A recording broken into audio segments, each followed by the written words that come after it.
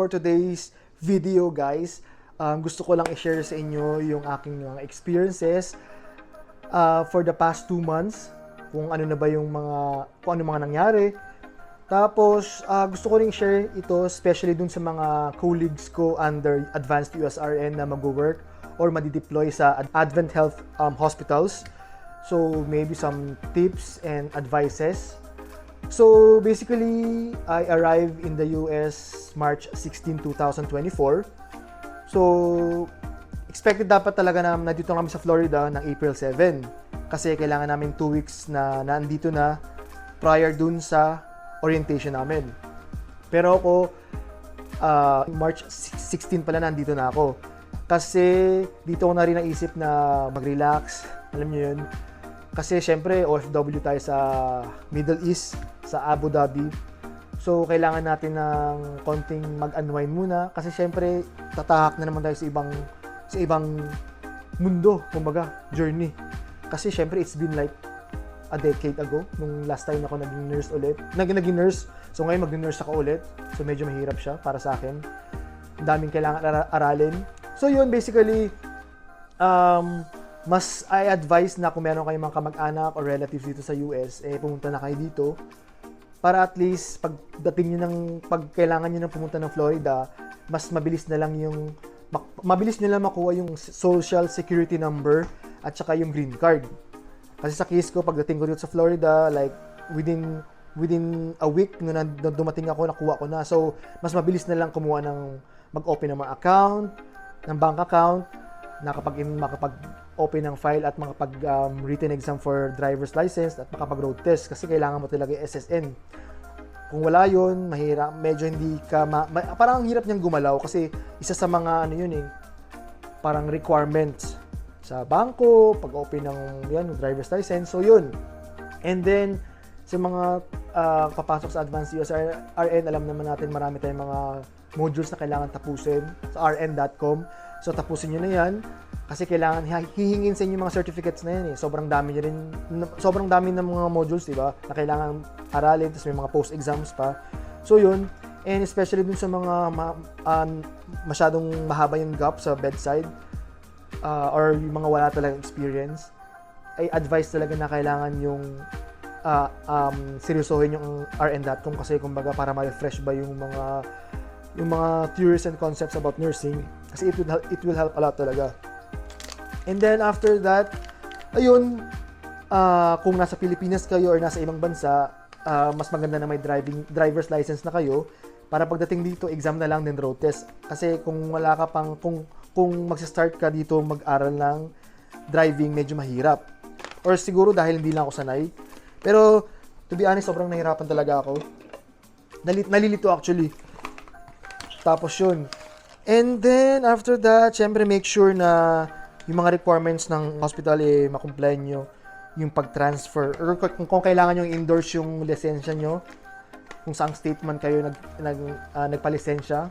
So, kailangan nyo nang gawin din kasi it will take some time. And then, kailangan nyo talaga na magkaroon ng extra funds or pocket money kasi sobrang marami talagang binabayaran din dito. Kasi swerte na lang sa case ko, swerte kami kasi yung employer namin or yung petitioner nag-provide sa amin ng accommodation for 2 months.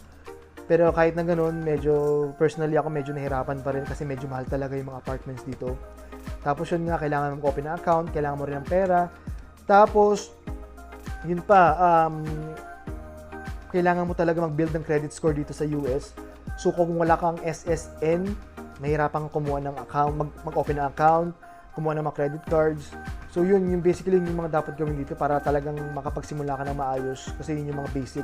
Hindi siya sabihin mong luho or what, yung kakaroon ng lisensya, magkaroon ng sasakyan kasi talagang kumbaga necessity siya dito sa US eh. Kailangan talaga siya.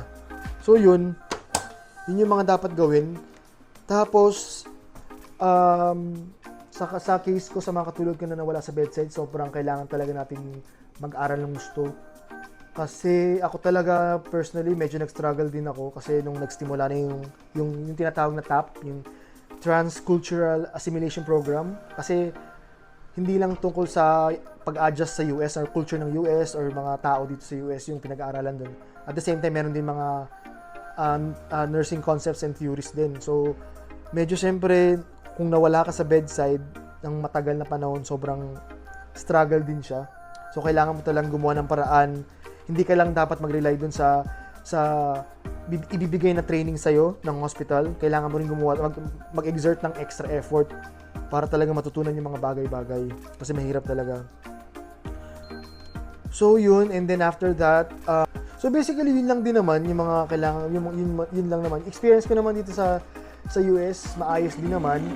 Hindi ako nahirapan mag-adjust. Kasi siguro dahil galing na rin ako sa ibang bansa, OFW sa ibang bansa, at tumira din ako doon ng like more than a decade. So, yung adjustment sa place, siguro konti na lang. Hindi naman na masyadong na culture shock. Kasi syempre dun sa pinanggalingan ko, diverse din naman. Kumbaga marami mga iba't ibang lahi din doon na nakasalamuha. So, yun. Yun lang din naman. Tapos, yun na lang siguro mabibigay kong advice doon sa mga nurses na nagdadalawang isip na bumalik sa pag-nurse, na iniisip nila baka matanda na sila o hindi na nila kaya, mahirap na. Alam nyo guys, it's all in the mind. Kasi ako rin, ganyan din ang iniisip ko before. Pero little by little, step by step, kaya naman eh. Kumbaga simulan mo mag-apply mo for exam. After that, panapasa mo, tuloy-tuloy na. Madali na lang. So wala namang hindi kaya eh. Lahat naman na pag-aaralan, lahat pwedeng matutunan ulit. Lalo na yung pag-nurse na yan, kung may experience ka naman before, nasa subconscious mo naman yan kung ano yung mga natutunan mo eh. Pag na-encounter mo ulit yung mga same scenarios, for sure, alam mo kung ano yung mga dapat mong gawin. And yun din, advice ko sa mga ibang nurses na, especially sa mga no experience at all, no bedside experience at all, it's better na kung kaya naman, bumalik ulit sa bedside para mag-aral. Yun. Kasi mas maganda pa rin talaga yung updated ka. Kasi lalo na dito sa US, iba rin yung mga practices nila dito eh. Sobrang, syempre, in terms of technology talaga, sobrang advanced na. So, kailangan mo talagang habulin or mag-cope with ka dun sa mga changes na yan. So, yun. Yun lang naman po. So far naman sa 2 months ko nandito, medyo okay naman, hindi man medyo, talagang okay naman kasi siguro blessed din ako sa mga nakakasama kong mga tao, nakakasalamuha ko. At the same time, yung agency na kung saan ako nag-apply is sobrang blessed din talaga ako. Masasabi ko, sobrang blessed talaga kasi sobrang hands-on talaga nila sa mga nurses nila. Hindi lang, kasi well, we can't deny the fact na marami tayong mga naririnig na stories sa mga ibang nurses na iba pinababayaan, pagdating dito hinahayaan na lang. Kami talaga hindi, sobrang pampered namin kasi up until now almost 1 month na, almost a month na rin, up until now nag-follow up pa rin sila, tapos time to time chine-check nila kung ano pa ba yung mga kailangan namin. So sobrang blessed lang din talaga namin under ng advanced USRN. Wow. Yun. So pero to, sobrang blessed talaga. Siguro din yun din, isa rin sa mga papapayo ko kasi sa mga nurses na naghahanap ng employer. Kasi, syempre, one of the reasons kaya gusto naman natin talaga mag-US kasi for greener pasture, for better future, di ba? Pero I suggest na sana pumili kayo ng ang employer na maayos, na hindi lang puro yung sa pera, kasi minsan okay din yung employer na magpo-provide sa ng professional growth na tinatawag. Kasi ako siguro ang blessed ko lang din kasi dito ako ngayon sa Advent Health kasi sobrang ganda ng training nila sa mga nurses nila. Hindi nila bastang isasabak na lang kasi alam ko yung iba parang 1 week training lang isasabak na, kaya minsan hindi alam ng nurse kung ano yung ginagawa nila, lalo na sa mga wala talaga experience o matagal na wala sa bedside. Kasi dito talaga sa US, sobrang yung license mo is at stake talaga eh. At stake talagang delikado, lahat dito lawsuit. So sobrang kailangan mo talaga mag-ingat. Kasi sobrang pinaghirapan mo yung lisensyang yan, tapos parang isang iglap lang mawawala, di ba? Parang ang unfair lang kung isipin mo, di ba, na parang ganun. Pero yun nga, kailangan talaga maghanap din talaga ng maayos na employer and agency na talagang tutulungan ka sa career mo. So yun lang guys, so far so good, and I'm hoping na yung pagiging nurse ko dito ay maging successful ba, na maging okay talaga ako kasi well, backstory kasi medyo talagang meron din tayong pinagdaan from the past na hindi magandang experience. Kaya yun din talaga yung naging reason kung bakit ako nawala sa nursing. So yun, hindi ko sinisisi yung nag-workan ko before. Pero kumbaga malaking factor siya kung bakit talaga ako nawala ng gana in a way sa pag-nurse, na trauma, na toxic. So kaya talagang nawala ako. Pero ngayon ito nagbabalik, kaya sa lahat ng mga nurses diyan, sa lahat ng mga nurses nagdadalawang isip na bumalik sa nursing. Well, grab the opportunity kasi sobra pa rin yung shortage ng nurses dito sa US. Sobrang dami pa rin nilang kailangan. So kaya pa natin yan guys. Sa mga katulad ko na wala na sa kalendaryo, kaya pa natin yan, kaya pa natin ipasa yung exam.